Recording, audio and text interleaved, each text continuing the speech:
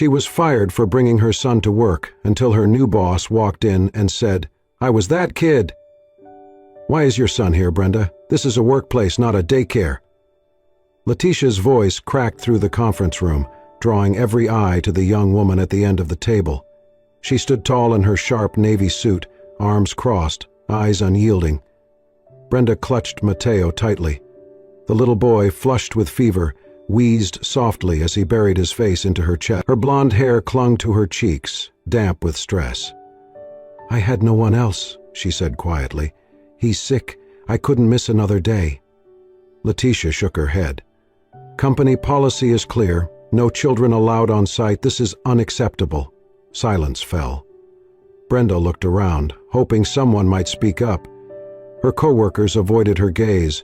She swallowed hard. "I just needed to finish my shift, that's all." Letitia's tone was clipped. "You are terminated, effective immediately." Brenda froze, her breath caught, heart racing. No one moved. No one said a word, just the rustle of papers and the quiet hum of the overhead lights. Letitia turned away, her part done. Brenda hugged Matteo closer, his body hot against hers.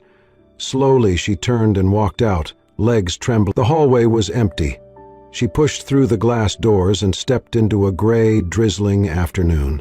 Rain tapped softly on the pavement. Brenda pulled off her jacket, wrapping it tightly around Matteo. Her blouse quickly soaked through, clinging to her back. Matteo whimpered. "Mama, I'm cold." "I know, sweetheart," she whispered, kissing his forehead.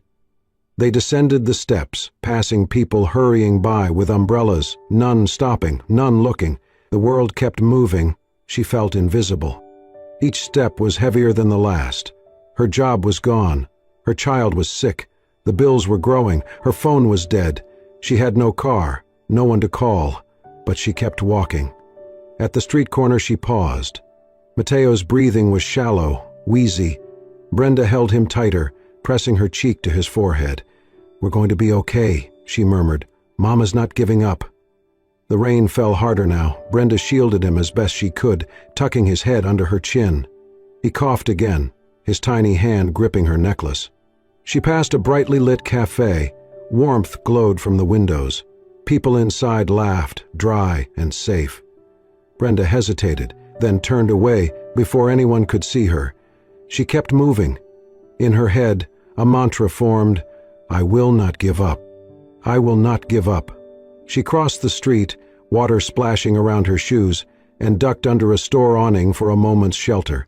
Matteo stirred slightly, murmuring in his sleep. Brenda looked down at him and brushed the wet curls from his forehead. "You're gonna be okay," she whispered. "I promise." The rain didn't stop. The wind didn't ease. But she stood there, cradling her son, not in despair, but in quiet determination. She had nothing left but him, and for her, that was everything. Brenda clutched a stack of resumes, worn at the edges, the creases deepening with every rejection. She had walked from one end of town to the other, knocking on doors, speaking with managers, leaving applications at diners, convenience stores, gas stations, even janitorial services. Each conversation ended the same way. Polite smiles that faded once they asked about her last job.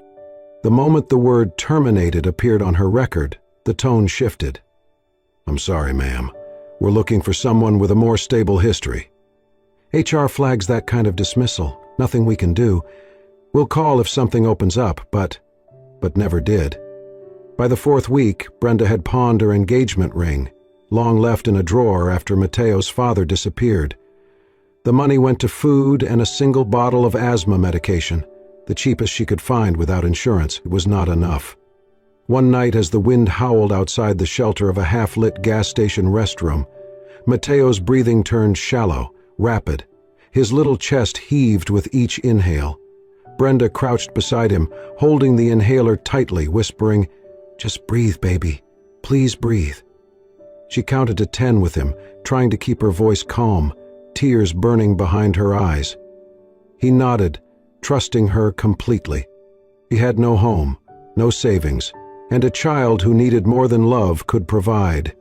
The gas station attendant, an older woman named Carol with tired eyes, took pity and let them stay in the employees' restroom during the night. It was not much, just a bench, a blanket Carol had pulled from her car, and a flickering fluorescent light. But it was dry and warm enough to keep Matteo safe. During the nights, Brenda cleaned, mopping bathrooms, refilling paper towels, wiping greasy doorknobs and trash bins. She worked in silence, her hands raw, knees aching. The smell of ammonia and bleach filled her lungs, but it kept her awake. Every dollar she earned was counted 3 times before she spent it. One evening she returned to the restroom after her shift. Matteo lay curled under the thin blanket, breathing steady at last. His face was peaceful in sleep, cheeks slightly pink from fever. Brenda sat beside him, smoothing back his hair. She leaned down and kissed his forehead gently, whispering into the darkness, "You did so good today, sweetheart. Mama's proud of you." He stirred slightly, murmuring, "I love you, Mama." Her throat tightened. She looked at the clock on the wall. It was nearly 3 a.m. Her shift would start again in less than an hour. She could barely feel her legs, and her arms trembled from exhaustion. Brenda pulled the blanket tighter around him and tucked the inhaler close to his chest. Then she whispered, "Sleep well, my little lion. I'll be right back." She stood, quietly shutting the door behind her. The hallway was empty. The fluorescent lights above buzzed faintly as she picked up the mop and bucket. Her body ached, her eyes burned, but her resolve remained steady. She would clean every floor in the city if it meant Matteo could breathe, if it meant he would smile again without a wheeze in his chest. She whispered it to herself like a quiet prayer. "I'll come back. I always come back." Brenda had grown used to the quiet knock on her door each morning, 3 soft raps, a pause, then a gentle voice in Spanish. "Mija, I brought you something." It was Mrs. Maria, her neighbor from down the hall. The older woman had weathered her own storms in life, raising 4 children alone, surviving layoffs, scraping together dignity through sheer will. Brenda had once helped her carry groceries upstairs.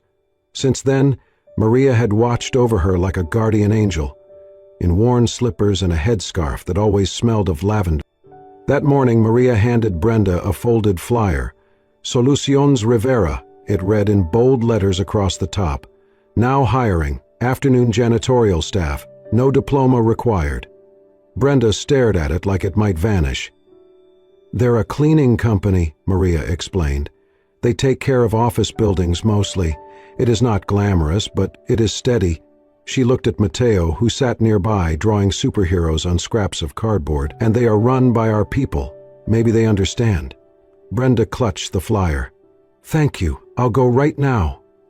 The next day, she and Matteo took 2 buses across town. Matteo clung to her hand, his little legs tired before they even arrived. The building that housed Soluciones Rivera was plain, made of gray brick, with a modest lobby that smelled faintly of lemon and floor polish. Brenda signed in at the front desk and was handed a short application. She sat in a plastic chair, balancing the form on her knee, trying not to let her hand shake as she filled out her name, past employment, and the question she dreaded: "Have you ever been terminated from a job?" Her pen hovered over the checkbox for a moment. She checked yes. Matteo coughed beside her, a deep, crackling sound that startled a receptionist. Brenda placed her hand on his back and whispered, "Shh, it's okay, baby." He leaned against her shoulder, breathing heavy. The inhaler was nearly empty again. At that moment, a man walked through the lobby, deep in thought, holding a set of keys and a phone.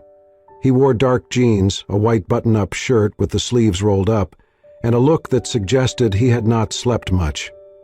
His hair was graying at the temples, and his eyes, dark and observant, caught on Matteo. He slowed his step. Brenda noticed him glancing their way. For a moment their eyes met. His gaze flicked to Matteo, then back to her. There was something in his expression, not pity, not judgment, but a flicker of memory, recognition. Then just as quickly, he nodded politely and moved on. Brenda finished the form with trembling fingers and handed it back. She did not expect to hear from them. But the next afternoon her phone buzzed. "Ms. Lopez?" This is Elena from Solsalunsis Rivera. We'd like to offer you a part-time custodial position on the afternoon shift. You'd start tomorrow." Brenda's mouth fell open. "Wait, really?" "Yes, and we understand you may need to bring your child. There is a break room available, as long as he stays safe and out of the work zones." Brenda could barely speak. "Thank you. Thank you so much." She hung up and pulled Mateo into her lap. "We got it, baby. Mama's working again." The next day, Brenda stepped into the company's modest headquarters with her son beside her. The staff was kind, many of them immigrants like her, speaking a blend of English and Spanish. Elena, the supervisor, showed her where the supplies were stored and pointed out the employee break room, a small space with a couch, a mini fridge, and an old TV that still played DVDs. Mateo sat quietly on the couch, sketchbook in hand, while Brenda got to work. She scrubbed floors, emptied trash, and wiped glass doors. It was hard physical work, but she was grateful for every second. At one point during her shift, Brenda glanced through the glass window into the hallway and saw the man from the lobby again, Bruce Rivera. He paused briefly when he saw her working, then gave a small nod, one of acknowledgement rather than superiority. She nodded back, unsure of who he truly was, but in that moment she felt something shift. A door had opened, and this time she was walking through it. Every afternoon, Brenda slipped on her gloves and got to work. She scrubbed restroom sinks until they shone, mopped scuffed tile floors, and wiped smudges off glass doors until her reflection stared back clearly. She did not complain, she did not pause. Even when her back ached and her hands stung from cleaning agents, Brenda carried on because just down the hall, in a small break room with a worn couch and faded walls, her son was safe. Mateo stayed curled up with his sketchbook, crayons worn down to stubs, drawing stick-figured heroes and crooked hearts. Brenda checked on him every hour. She would rush in, crouch down, and wipe the sweat from his brow with the corner of her sleeve, even if it still smelled of ammonia and bleach. "You okay, baby?" she whispered each time. Mateo always nodded, too tired to speak, but his eyes always searched hers for reassurance, and she gave it, quietly, with a soft kiss on his forehead and a hand brushing back his curls. It was a rhythm they learned together. Brenda cleaned, Mateo rested, and the hours ticked by like fragile promises. One Wednesday afternoon, something changed. Brenda walked into the break room to check on her son as usual and stopped in the doorway. Mateo was sitting up, eyes wide, hands frozen above a small table. Spread out before him was a neat array of treasures: a brand new box of colored pencils, 2 thick comic books, and a small stuffed lion with soft fur and a crooked smile. He looked up at her. "Mama? Where did this come from?" Brenda stepped closer, her breath catching. I don't know." She picked up the box of pencils, flipping it over as if some explanation would be printed on the back. Nothing. She opened one of the comic books, still crisp, still smelling of new paper. Her fingers trembled slightly as she placed it back down. Mateo's eyes sparkled with the kind of joy she had not seen in weeks. "Can I keep them?" he asked quietly. Brenda nodded, too stunned to speak. "Yes, baby, of course." Later, during break, she asked the others, "Did someone leave these in the break room for my son?" Heads shook. Everyone seemed just as surprised. Elena, her supervisor, shrugged. "Maybe it was one of the office staff? I don't know." "But it's sweet, isn't it?" Brenda smiled and murmured a thank you to no one in particular, but in her heart a quiet warmth bloomed. Down the hallway, behind a slightly ajar office door, Bruce Rivera stood still. He had passed by the break room just moments earlier, unseen, and watched as Mateo reached for the pencils with trembling hands. He had watched the boy's eyes light up, the same way his own used to when his mother brought him a sandwich he had saved from a guest's leftovers. He remembered what it was like to be the child in the corner, ignored, unseen, until someone chose to notice. He had not meant to stand there as long as he did, but when he saw Brenda kneel beside her son, eyes shimmering with emotion, something in his chest pulled taut. He gripped the edge of the doorframe, jaw tight. There were few memories in his life more painful than watching his mother scrub hotel floors at midnight with no one to help her, and fewer still more sacred than remembering the one time someone left him a toy on Christmas Eve, a gesture so small it had shaped his entire understanding of kindness. He had not planned to intervene. But this was different. That night, Brenda sat beside Matteo as he drew with his new pencils. He colored a superhero with curly hair and a lion by his side. Brenda leaned her head against the back of the couch and smiled softly. "Someone's watching over us," she whispered. Matteo looked up. "Like a guardian angel?" Brenda nodded. "Maybe." Down the hall, Bruce returned to his desk and stared at the closed door for a long time. Sometimes, the smallest things made the biggest difference. And sometimes, it started with a box of colored pencils. The supply closet was dimly lit, its air thick with the scent of cleaning chemicals and old cardboard.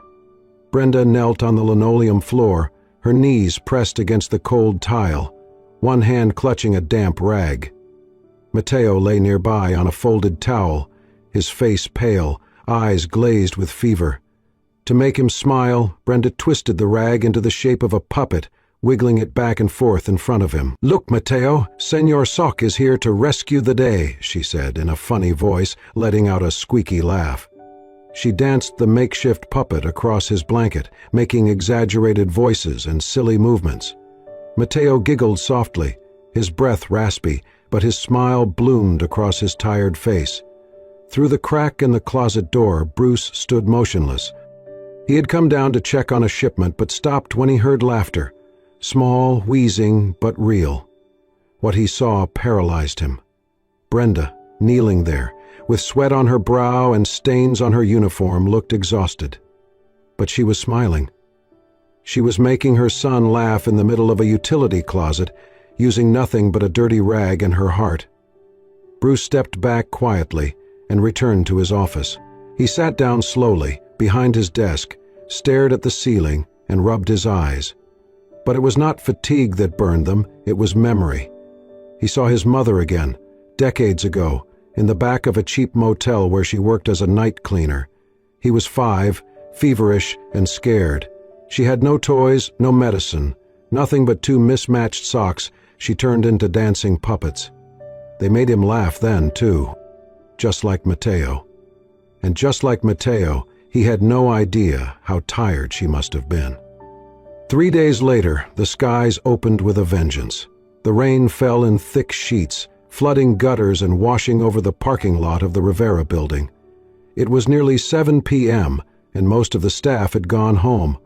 Brenda exited the side door, holding Matteo tight against her chest, his head buried in her jacket. She had no umbrella. Only a fraying coat she wrapped around them both, shielding him from the wind and rain. As she stepped into the downpour, a shadow moved beside her. A large, dark umbrella opened above them. Brenda turned in surprise. Bruce stood next to her, silent, steady. Rain pelted around them, but under the umbrella it was quiet, almost sacred. For a long moment he said nothing, just walked beside her across the slick asphalt. Matteo peeked out from her jacket, eyes wide. When they reached the edge of the lot, Bruce stopped. He handed her the umbrella. "No one who tries that hard to do the right thing deserves to walk in the rain," he said softly. Then he turned and walked back toward the building without waiting for thanks. Brenda stood there, umbrella in one hand, her son in the other, stunned into silence. From that day on, something shifted. She started to notice him more. How he always arrived early, how he asked employees about their families, how he lingered for a moment outside the break room as if checking that Matteo was okay. He never asked for recognition. In fact, he seemed uncomfortable with it. Brenda began to understand him in ways she could not explain. A week later, Matteo entered the main office with a folded piece of paper. Brenda had asked him to wait in the break room, but he had wandered off with quiet determination. Bruce was at his desk, reviewing invoices, when the boy appeared. "This is for you," Matteo said, holding out the paper. Bruce took it and unfolded it carefully. It was a drawing. A tall man with an umbrella stood over a woman and child in the rain. A smile stretched across the child's face. Above it, Mateo had written in block letters, "Thank you, Mr. Bruce. You're like a quiet superhero." Bruce's throat tightened. He looked at the boy, who simply shrugged and said, "Mama says people like you save the day without making noise." He reached out and gently ruffled Mateo's hair. "I'll keep it safe," Bruce said, his voice hoarse. And he did. He taped it to the inside of his office cabinet. That night he placed a small, labeled inhaler inside Brenda's locker. There was a note, "For the breaths that matter most." He also called Elena, the supervisor, and arranged to cover the cost of Brenda and Mateo's lunch for the rest of the month. Anonymously, of course. He was not trying to be a hero. He was just trying to repay a kindness once given to him, long ago, by a woman who had nothing but never let him feel it, just like Brenda.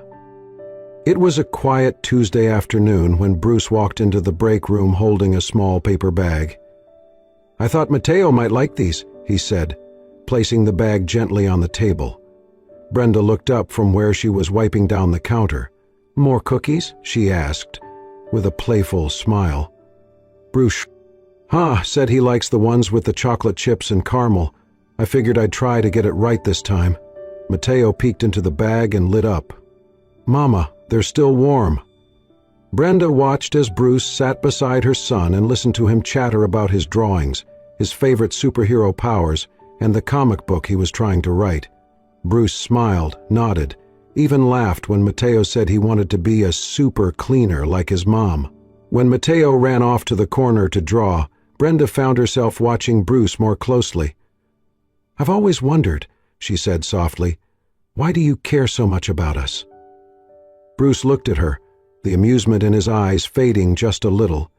His smile thinned. He was quiet for a moment before replying. "Because I was Mateo," he said, "and my mom, she was a Brenda, strong, stubborn, tired all the time, but she never gave up." Brenda blinked, surprised by the honesty, the weight behind his words. He continued, eyes distant. "She used to sneak me into hotel closets while she cleaned night shifts. I remember sleeping on towels, hearing her hum lullabies while she scrubbed floors." Brenda didn't speak. For the first time, she saw Bruce not just as the man who quietly helped them, but as someone shaped by the same kind of pain, someone who had learned empathy through survival. In that moment, the air between them shifted. The boundaries blurred. A few days later, the company held its annual anniversary celebration. Folding chairs lined the warehouse floor, a small stage at the front decorated with balloons in Rivera blue and white. Employees gathered, laughing, eating cake, chatting in English and Spanish. Brenda stood in the back, wearing her cleanest uniform, Mateo beside her in a slightly too big button-up shirt that Maria had ironed for the occasion. When Bruce stepped onto the stage, the room quieted. "Thank you all for being here," he began. "Solutions Rivera was built by people who understand struggle, who know what it means to work hard with little and to dream despite it." He looked out over the crowd. His gaze landed on Brenda. "I want to tell you a story," he said. "When I was a child, my mother was a janitor. She worked nights, scrubbing floors in silence, hiding me in utility closets because we could not afford childcare. She never complained, never asked for help, and no one ever offered it." The room was still, the air thick with emotion. "A few weeks ago I saw a young mother doing the same thing," Bruce continued, "tired, overworked, and loving her son with every breath she had left. I saw her, and I remembered." He paused, swallowing hard. "I am proud to work alongside someone like Brenda Lopez. Her strength, her grace, her commitment, she is everything this company stands for." There was a beat of stunned silence before the applause erupted, loud, lasting. "And so," Bruce added, raising his voice just slightly, "it is my honor to officially promote Brenda to supervising custodian, effective immediately." Brenda's mouth opened slightly, her breath catching. "And," he said, turning toward Mateo, "Salsuñas Rivero will be providing a full education scholarship for Mateo Lopez, through high school and into college if he chooses, because no child should carry the weight of their parents' struggle alone. The crowd was on their feet, clapping, some wiping away tears. Brenda's legs threatened to give way beneath her. She felt Mateo's hand slip into hers. She wasn't crying for the promotion, or the scholarship, or even the recognition. She was crying because for the first time in a long, long time, she did not feel alone. Bruce stepped off the stage and walked straight toward her. He did not say anything, just looked at her, eyes soft, a quiet question in his expression. She nodded, unable to speak, and he smiled. Because sometimes the loudest words are the ones left unspoken, and sometimes the most powerful victories come not from climbing, but from holding someone else steady until they can stand on their own. Brenda adjusted the collar of her crisp white shirt, checking the name tag pinned just above her heart. It read, Brenda Lopez, Supervisor. The first time she saw it, she nearly cried. Now, she wore it with quiet pride. Her morning started earlier, her voice firmer when she greeted the cleaning teams, her steps more confident as she walked the halls. She still worked hard, harder maybe, but there was a difference now. She felt seen, she felt heard, and she held her head just a little higher. Mateo's life changed too. His new school had a real library, one with beanbags and shelves full of superhero books. The teachers knew his name by the second day. They greeted him at the door, asked about his drawings, encouraged his stories. He started smiling more, laughing louder, breathing easier. Some days Brenda would find Bruce in the break room after his meetings, sitting across from Mateo at the little table, a chessboard between them. Bruce was not very good, and he knew it, but Mateo always giggled when he caught him making a clumsy move. Other times, Bruce would bring a new comic book, pretending it was just lying around his office. Mateo would leap into his arms with unfiltered joy. Brenda would watch from the hallway, her arms crossed over her chest, smiling despite herself. She and Bruce never talked about what was happening between them, but the air was different now. When they passed in the hall, his eyes lingered a little longer. When he asked how her day was, the question always carried weight, and when she answered, he truly listened. They moved in slow, unspoken steps. Two people not rushing toward something new, but quietly healing from something old. One Thursday evening the rain came fast and hard. Thunder echoed off the building walls as lightning lit up the sky. Brenda stayed late, catching up on reports and helping a new team member get oriented. By the time she clocked out, the hallways were dark and silent. She walked toward the exit, Mateo already waiting with Elena in the break room. But something caught her eye just outside Bruce's office. On the floor was a neatly folded raincoat, brand new, deep blue with a hood. Next to it sat a small takeout container, steam still curling from the edges. A simple note lay on top, written in strong, clean handwriting. Thank you for not giving up. Brenda stood frozen for a moment. She picked up the note, fingers brushing over the words. The scent of warm rice and grilled chicken drifted up from the container. Her throat tightened. She slowly turned her head and saw him. Bruce was standing at the far end of the hallway, leaning slightly against the doorframe. He did not move toward her. He did not say a word. He simply nodded once, a soft smile tugging at his lips. And in that single look, Brenda felt everything. Gratitude, yes, but also admiration. Care, something more than kindness. She clutched the raincoat to her chest. In that silent, rain-soaked moment she knew what they had was no longer just about a second chance. It was the start of something neither of them had dared to believe in again, something that began not with fireworks, but with small, steady gestures. And a note that said more than any grand speech ever could. The rooftop was quiet. High above the city's gentle Sunday hum, the late afternoon sun spilled across the concrete in golden streaks. A soft breeze stirred the corners of Brenda's blouse as she stepped out onto the terrace, the door clicking shut behind her. She squinted slightly against the light, and there he was. Bruce stood near the edge, hands in his pockets, gaze cast over the horizon. The setting sun painted the sky in shades of orange and pink, like the world had decided to slow down just for them. She walked toward him, her footsteps light but steady. "You said it was important," she said softly. He turned, that familiar smile tugging at his lips, the one that always felt like a secret between them. "It is," he replied. For a moment they simply stood there, two people shaped by storms, now meeting in the calm. Bruce reached into his jacket pocket and pulled out a small box. No velvet, no ceremony, just simplicity. He opened it and revealed a silver bracelet, thin, elegant, understated. On the inside, one word was engraved in small, clear letters: always. "I am not proposing," he said gently, eyes never leaving hers. "I do not have a speech or a plan or anything fancy to offer." He stepped closer. "I just want to say this." He held out the bracelet, his voice quiet but unwavering. "I cannot promise forever. I cannot promise easy. But I can promise this. I will always be someone you and Mateo can lean on. Whenever you need me, however you need me, even if it's just to sit beside you and listen." Brenda looked down at the bracelet in his hand, then up at the man offering it. Not a knight, not a savior, but something more rare, someone real. She did not speak right away.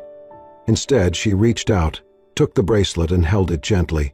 Then, with the faintest smile, she looked back at Bruce and stepped forward. Her arms wrapped around him, firm and certain, not because she needed rescuing, but because someone finally stood beside her and saw her not as a burden, not as a symbol, but as a person worth choosing. She rested her head against his chest. "Thank you," she whispered. Bruce closed his eyes and held her close, the city stretching below, the sky turning softer with each passing second. A sudden shout broke the stillness. "Mama!" Mateo came bounding onto the rooftop, cheeks pink from running, hair tousled by the wind. He skidded to a stop when he saw them embracing, and his face broke into a grin. "You're smiling, Mama," he said breathlessly, eyes wide. "You look like a superhero now," Brenda laughed, a clear, bright sound that echoed gently in the quiet air. She opened one arm, and Mateo ran into it without hesitation.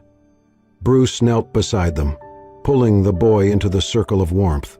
The three of them huddled together, the sunset draping its golden light over their shoulders like a soft blanket.